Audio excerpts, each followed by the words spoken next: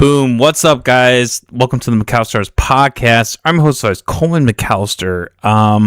It's been a little bit. I have been on vacation this last little bit.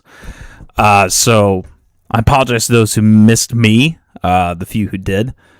It was a good time. We were in the Dells. I really enjoy Wisconsin. Like, I think it's one of the most beautiful places I've ever been. Out in the woods. I'd always been, I went to summer camp in North Wisconsin when I was growing up. And I had never been to the Dells area before. And it's a great area. Like, it's as beautiful as the North. There's more going on. The tour stuff was really cool in the Dells. We went to House on the Rock. It was a great time. Saw a lot of cool stuff. And got to relax a little bit, which is the whole point of a vacation, right? And yeah, I felt bad because the day before we left for the vacation, the Iowa primary results came out, and I didn't even realize. I knew the primaries were coming, but I just didn't put two and two together until right before, and I didn't really have time to do an episode that day. And I've been busy with vacation stuff. We just got back yesterday, so it's been. I haven't really had time to talk about this. And, a lot of stuff's ramped up with Trump and the war, which I don't really talk about, but, some really, I haven't been talking about the war really because, it's just been, I don't know, it's kind of just been the same, it's just been this tug and pull between the love triangle of Iran, Israel, and the U.S., right? It's kind of, there'll be Trump will make secessions, or they'll say they're going to have a peace deal, and then it all falls apart. The strait's still closed, et cetera, et cetera. It's kind of like, how can you just talk about that forever? People can do it. I can't. Also, I'm not an expert in that shit. Not like I'm an expert in the Iowa stuff, but I feel like I at least live in Iowa. So I have more of grounds to talk about that type of stuff. But regardless, over the last weekend, I think things really changed in that department. So, I guess to start with that, for those who don't know, this last weekend, there were...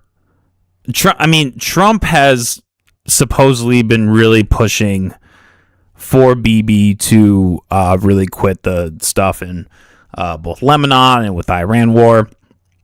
And Bibi has not backed down.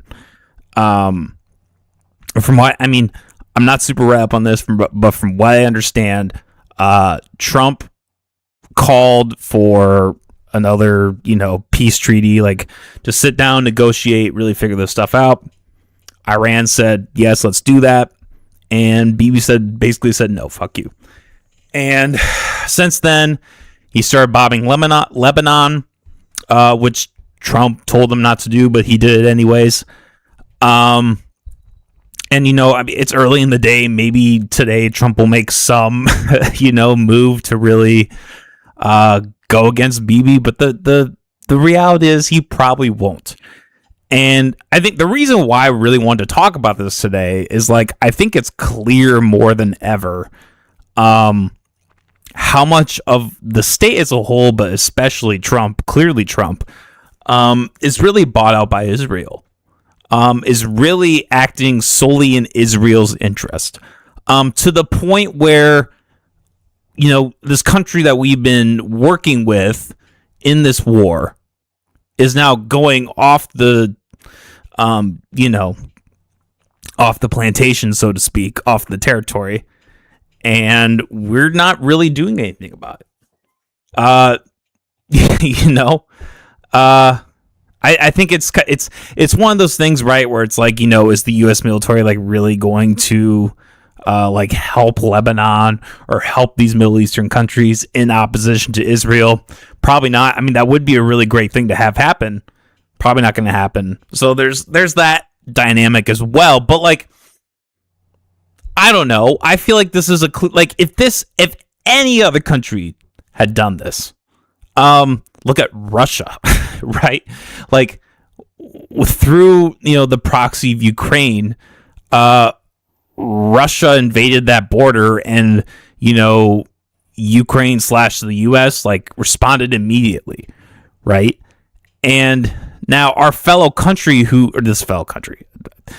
I'm saying that loosely. This country that we're working with, that the US military is working with, is now going against the red line that we set, where it's where Trump was just stop bombing Lebanon, don't bomb Lebanon, hold off Israel, stop on the war, stop on the craziness. And they keep continuing. And now Trump is in a really pivotal point where it's and he's been at this point, but this seems to me like the precipice.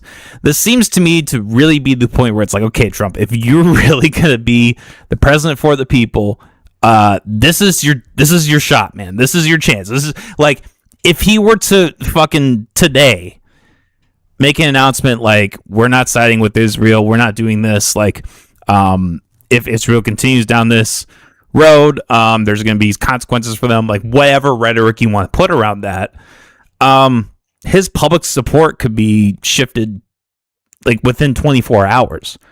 All the people who are still on his train, or still on the MAGA train, they would all praise him and say, oh, this is great. And then all these people who are maybe on the fence may be like, hey, Trump really fucked up for this amount of time, but in the end he really came through for us, right? He still has tarnished his reputation forever, but he could at least regain, I can imagine a world where he could at least regain some of that, right? But it seems like this is just not gonna, if I were to predict, this is not gonna happen. Trump is just gonna stand by and let this happen, because the reality is so much of the state around him, so many of the people that work with him in these various intelligence organizations or in the White House itself, so many of them are tied to Israel. That's just a fact. And it's going to be very hard for him to be the opposition. Now he and I think in a way it makes sense, right? Because what happened in his first term, he did go against the establishment and they made his life hell. So it's is he really going to do that again at the age that he's at? Probably not. So this is, in my mind, this is just the turning point, where we really see oh, this is Trump has no balls. He just has no fucking balls. Trump, that alpha, he's just gonna let this happen. And like I said, it's to be expected. But I think I just for all the people who say that this is a conspiracy theory, that Israel is so entrenched in the U.S. government, right? Who all say this is a conspiracy theory, this last weekend, these last couple days, everything that's happened, I don't know how you can say with a straight face that that's just not the case. I truly don't understand it. And they'll find a way to. They always find a way to dress it up as oh, this is what happened and this is why, et cetera, et cetera, et cetera. But that's just not the case. So I know, and again, I know this is kind of lowbrow for what I like to do in the podcast, but I did think it would be kind of fun to look over this thing that happened at the Madison Square Garden with Trump. Because we'll get into this later with the Iowa primaries, but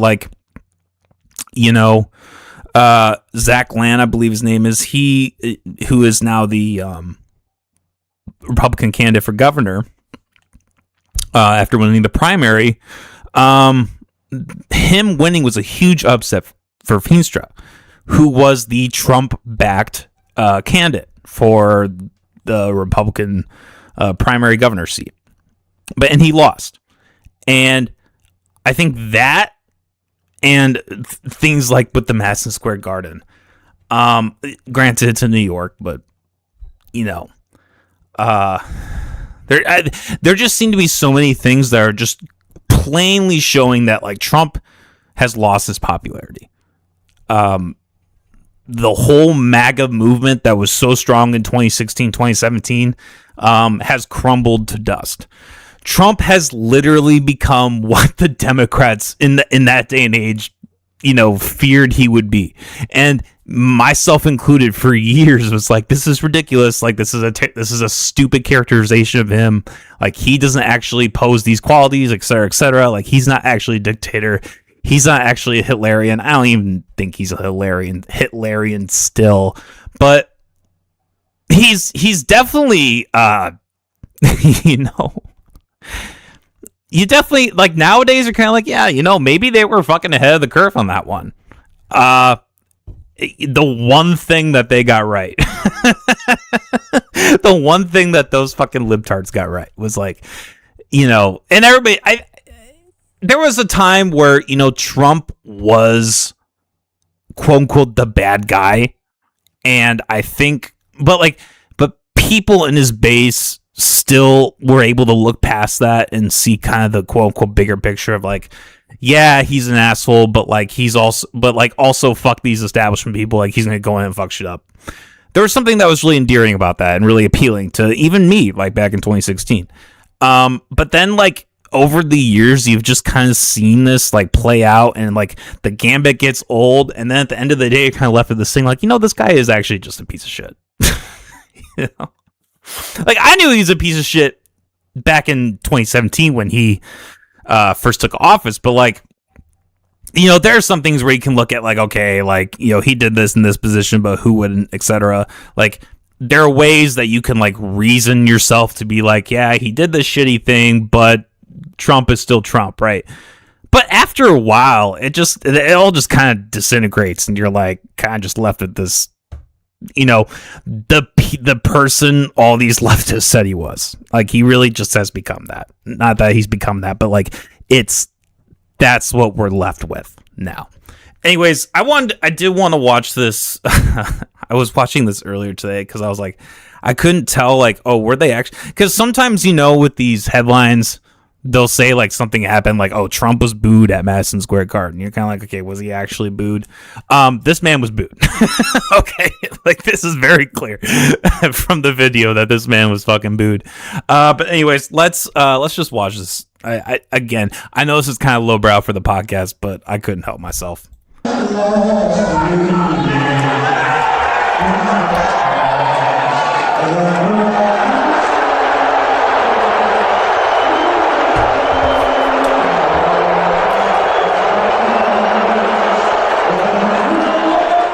You see the owner of the Madison Square Garden just kind of laughing. He's just like, oh shit.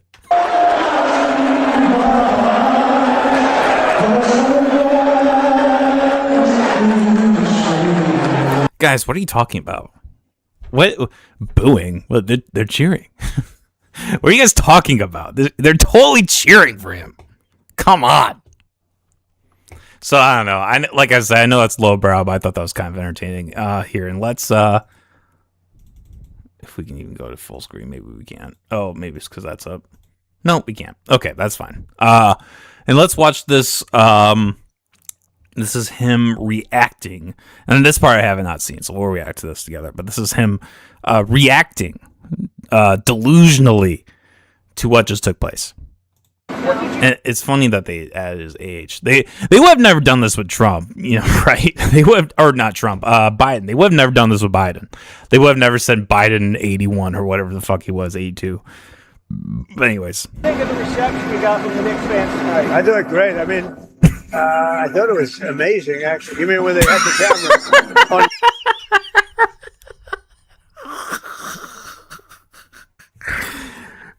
It was amazing in a sense. It was amazing that the entire stadium booed more than a sporting event I've ever seen.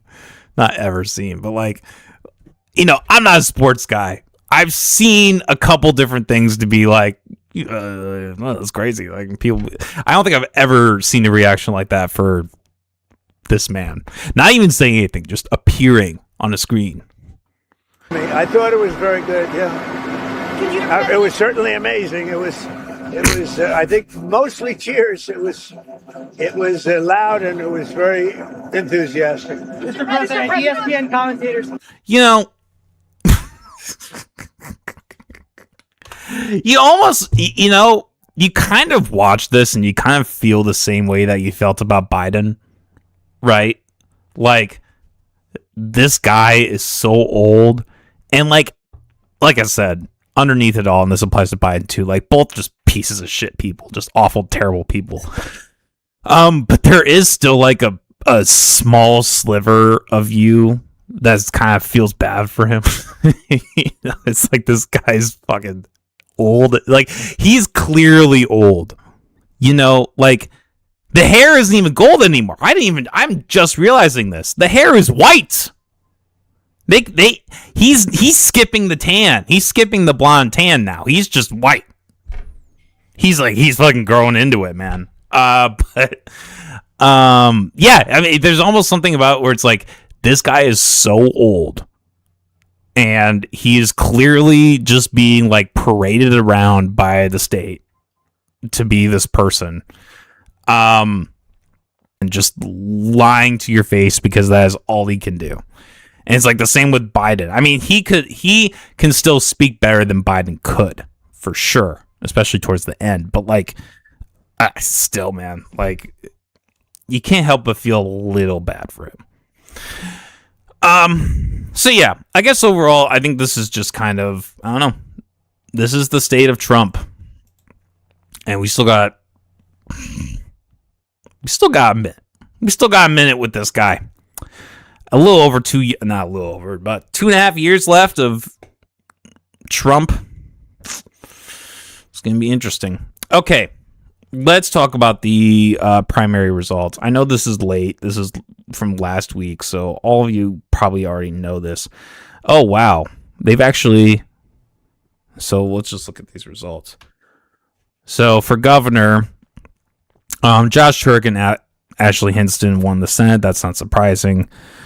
I don't really care about the House. Not surprising. They're not really going to do anything. If I were to guess, Josh Turk, I mean, that's kind of a toss-up. I won't lie. I feel like it will probably go blue, just because I think that's where the midterms are going to go as a whole. Especially with this opposition to Trump, but but okay, so with the Republican primary for governor, Zach Lan won against Randy Feenstra, and like I said, it's actually a 0.8% difference, but at the time they were polling, I think it was 37.7, 30.7, or no, 37.0, something like that.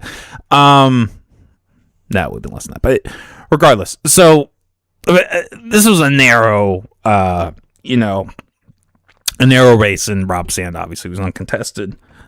Which, I want to say there's something a little, like, I want to give him the benefit of the doubt, but there's something a little shady when you look at Rob Sand being the only Democratic candidate. And also being, like, he's going on tour with all these, other Democrat governors, and I think Pete Buttigieg is even doing things with Rob Sand. And, like, I guess there's something that's typical about that. And Iowa is a pretty important state when it comes to politics. Surprisingly, people don't know that, but it's true. But there is something kind of like for how easily the deep state has seemed to put their claws into him, you're kind of like, it makes you a little fishy. It makes you a little unsure, right?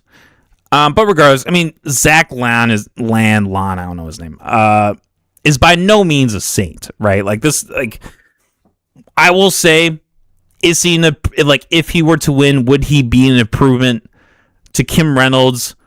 Maybe slightly, for the only reason that he would have actually been elected, right? Like, people forget this, but and Kim Reynolds has really been, I mean, especially this last week, but like, over the last months since she's decided to step down from her position, she has really gone out kicking and screaming.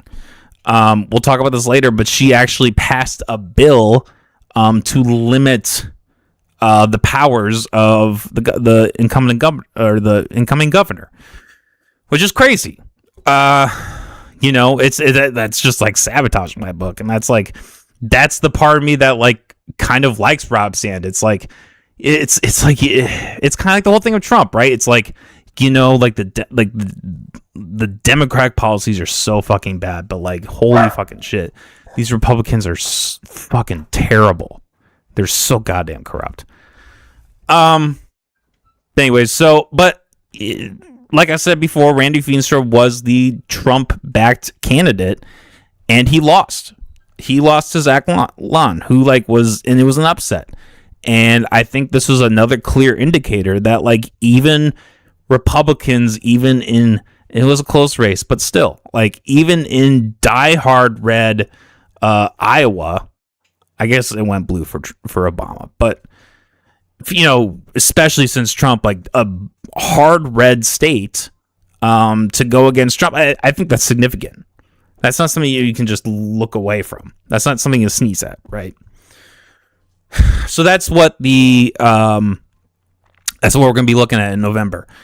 And this is I think specifically like a Democratic website that I read this article, and I haven't heard reporting otherwise.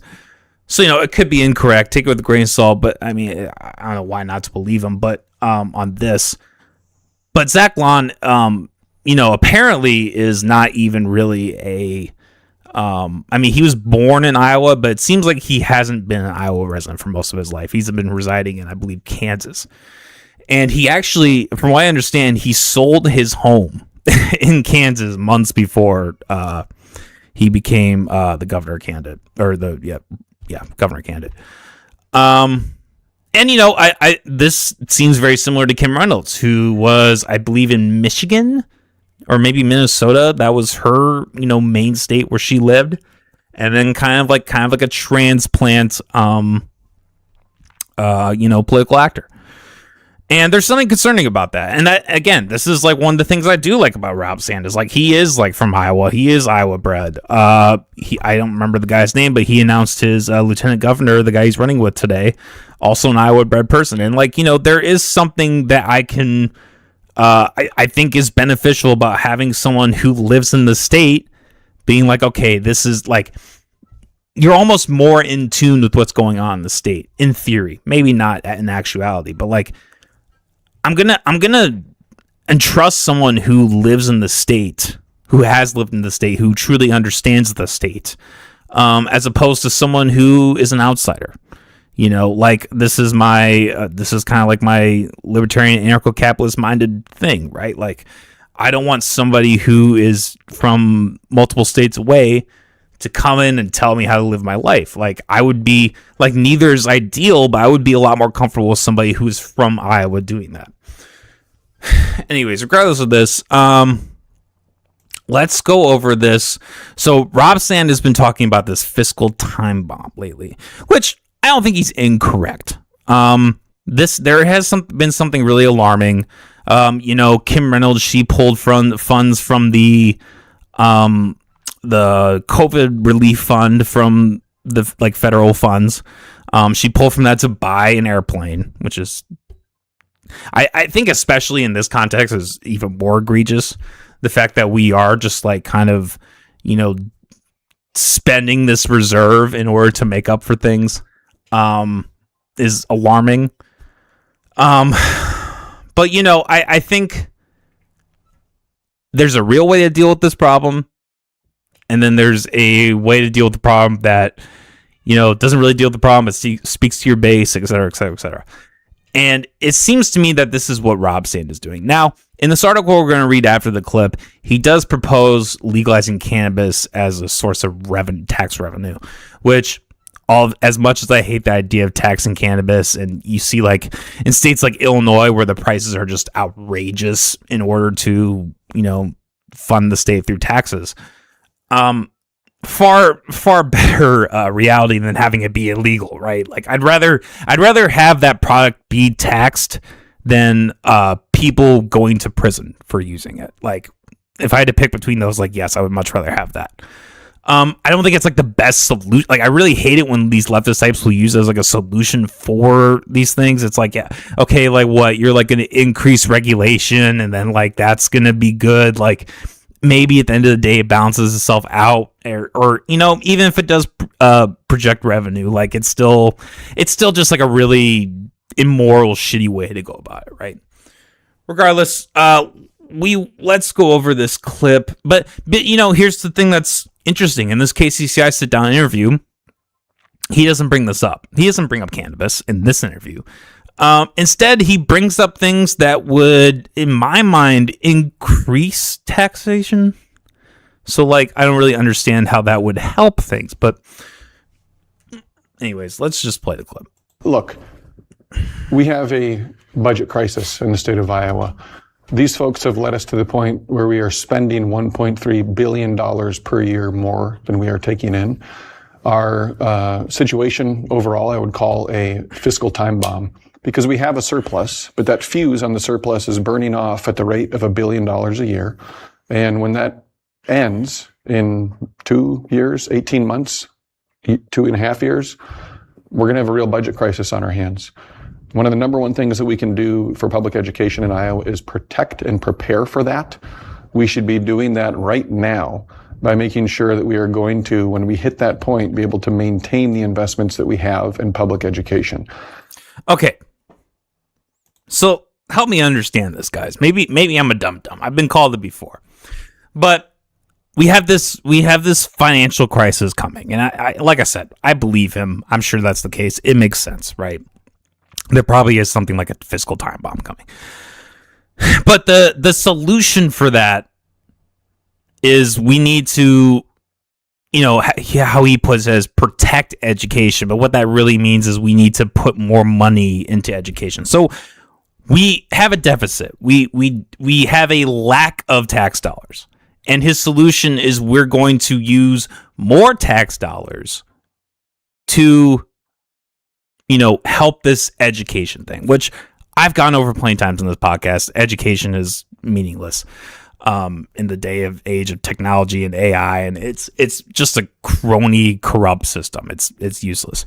But look, let's even take it from the point of view that I think he's trying to illustrate, which is we have this surplus, this amount of money that we are dipping into. And let's say that the solution is we need to take more of that money and put it into education, which in theory would maybe prevent taxpayers from having to do that. This is why I talk about when I say government's a Band-Aid solution. That's just a bigger Band-Aid. Okay, you're going to put money aside from that. What's going to happen afterwards? What's going to happen when the money runs out for that? You're going to have the same problem. And then what's the solution for that going to be? And then you're going to increase taxes. Then you're going to make everything more expensive. Then we're going to see Des Moines become California, New York, etc., or Iowa, I should say, become California, New York, Colorado, Washington. All these states that have turned into shitholes because of increased taxes, because of Democratic policies like Rob Sanders promoting, like increasing education, increasing Medicaid. The thing is that they don't actually help. They just don't. They don't actually help. They just make everything more expensive.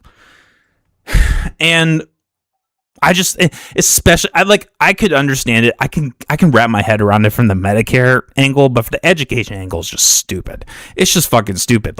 There's a, in today's day and age, more than ever before in history, there's a very clear private option to navigate education. You literally have AI. You literally have technology. Every school district, every school that you go to in the state of Iowa would crumble against a phone. A phone would take any one of those educators down because they just can't compete, and that's okay. So, you know what I think would be great? If he really wants to address this fiscal time bomb, I don't know, do what Trump originally did, which is defund education, strip education. Maybe make it something that the public doesn't have to pay for.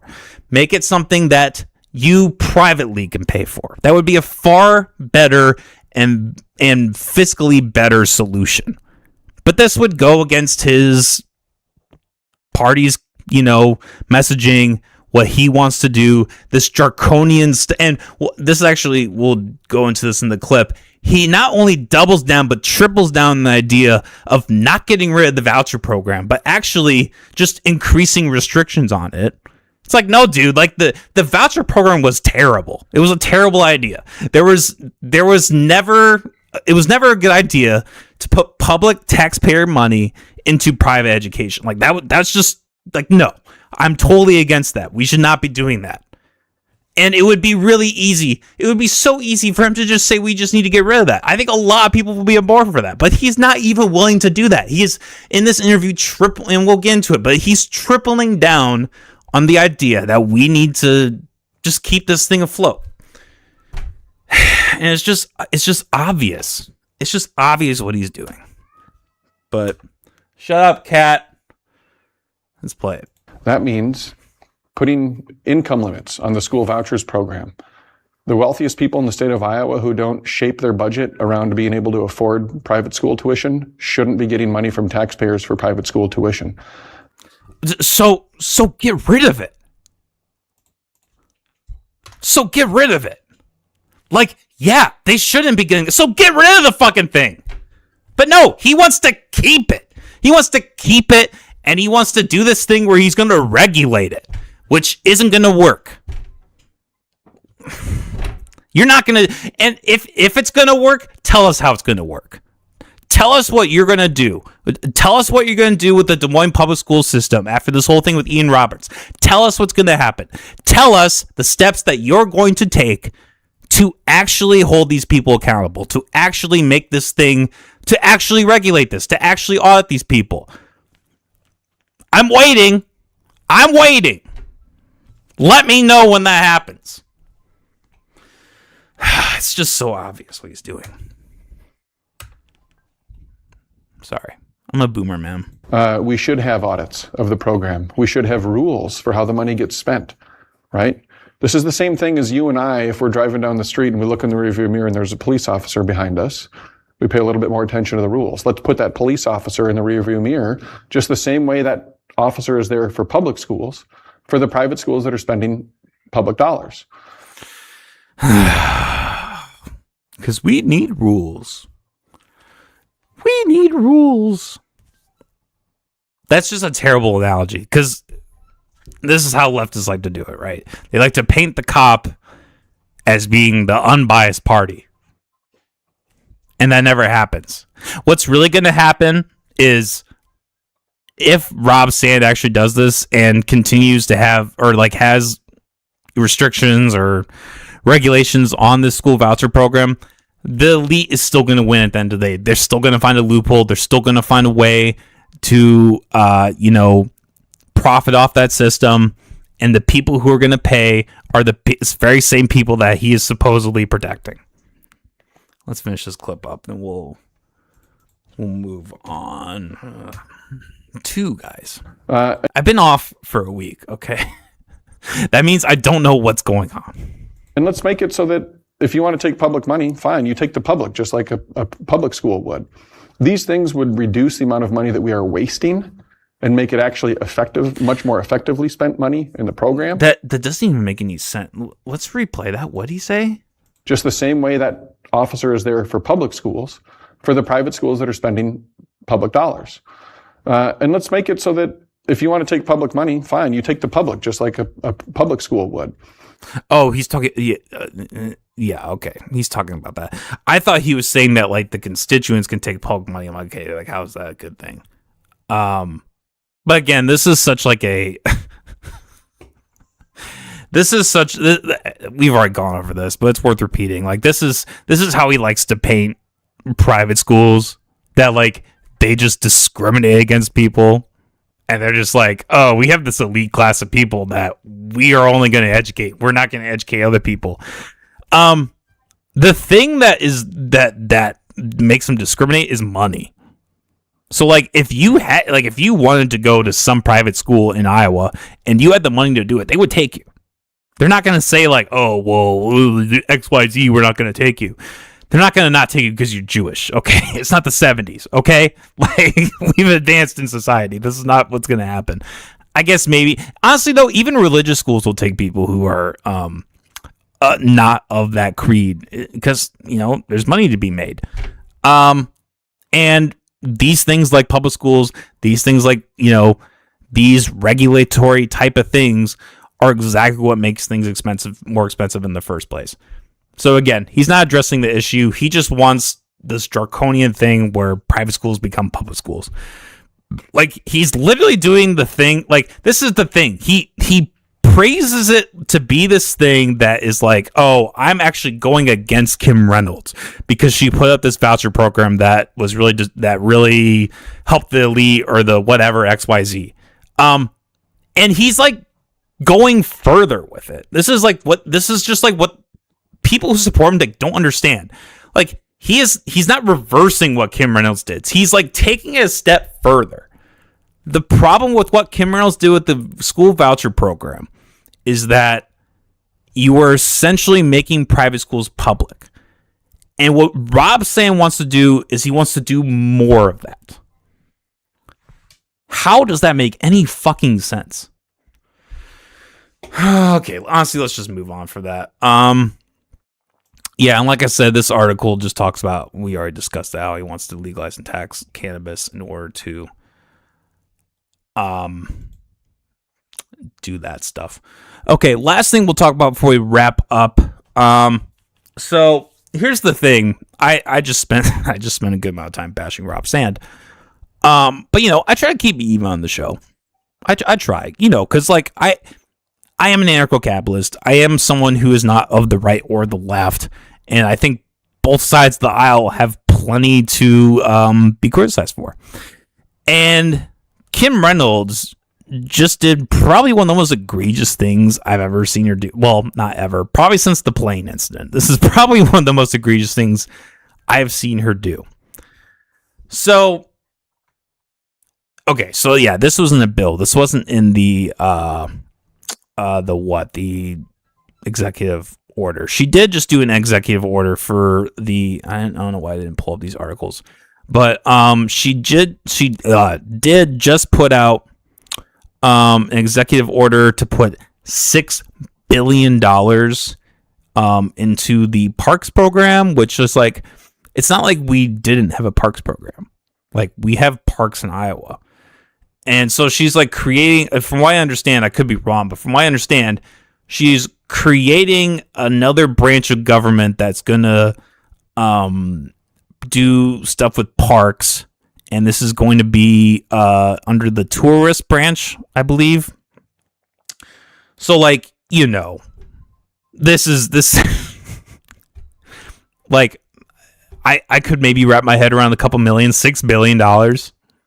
And she, I think in the same bill, she increased prison sentences and expanded the prison budget to $2 billion.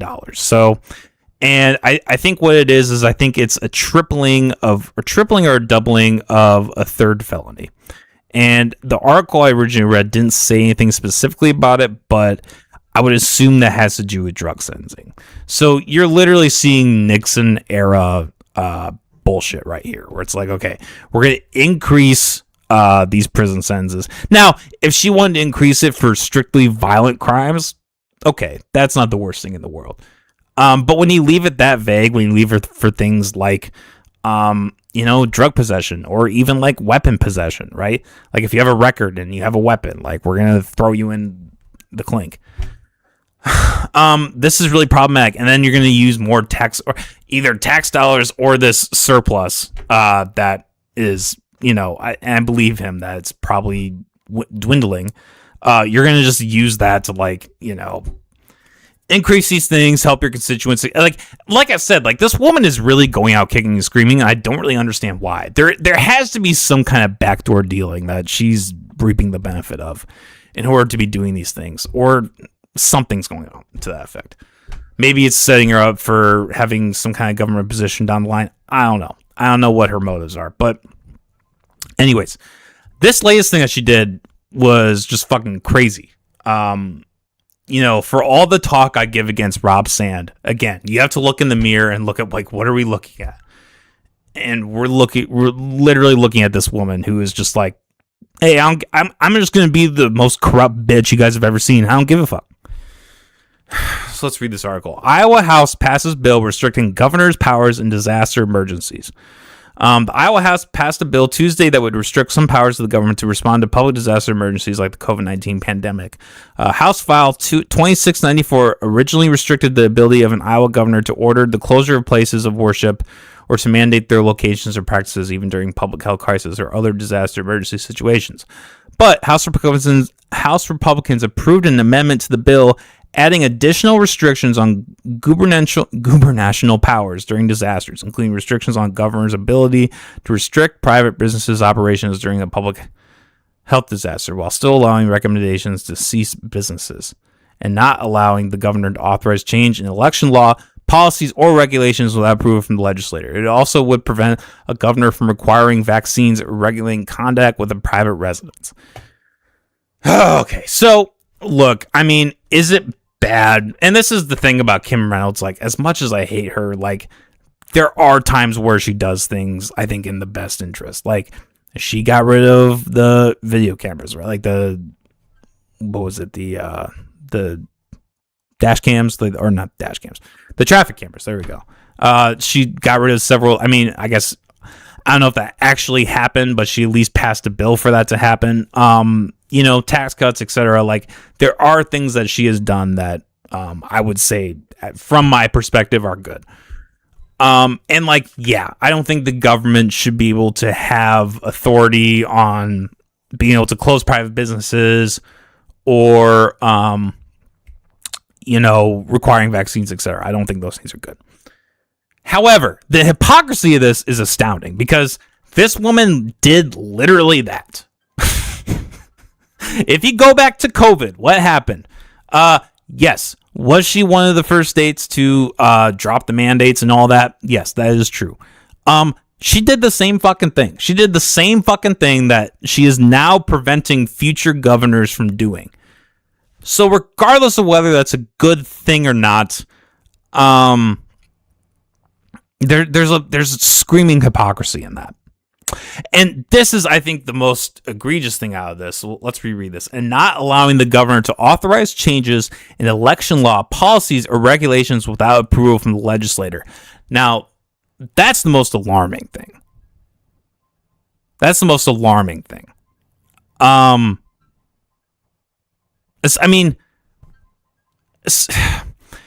Look, if this was someone who wasn't doing these same fucking things, the person who like created regulations, I think 4 years ago, where like you could like she changed the voting times in order to like boost her voting numbers, and now she's just gonna turn around and be like, "Oh, I'm doing this thing to help." No, bitch, you're doing this thing to prevent future governors from being able to do the same shit that you did. And whether or not that's in the interest of people, that is extremely hypocritical. I don't even think that is in the interest of people, right? Like, I don't know. You don't think it's possible that Rob Sand could come in and change something about electoral law, or just, and that's such a vague phrasing. Election law, policies, or regulations. That's like what, literally anything. Look, I don't like the idea of executive power. I think there are things that should be able to be passed, or, that should be able to be passed with approval of, the governing body. I can understand the legislative council. I can understand that. But there's something really just fucking egregious about this. That's just like, I don't know. If she was like, if this was something that she really felt strongly about, she would have done this when she first became governor. She would have been like, yeah, I don't want anybody, including me, to do this. But this isn't what she's doing. She's saying, oh, I did this, but I don't want anyone else to be able to do this because I rigged the system in the way that best benefits me and my party, and I don't want anybody else to fuck that up. And that goes against everything that government is supposed to stand for. Government is supposed to represent the people. Government is, if the people really want Rob Sand to be their elected official, he should have the right to do things based on that constituents, like in this worldview, right?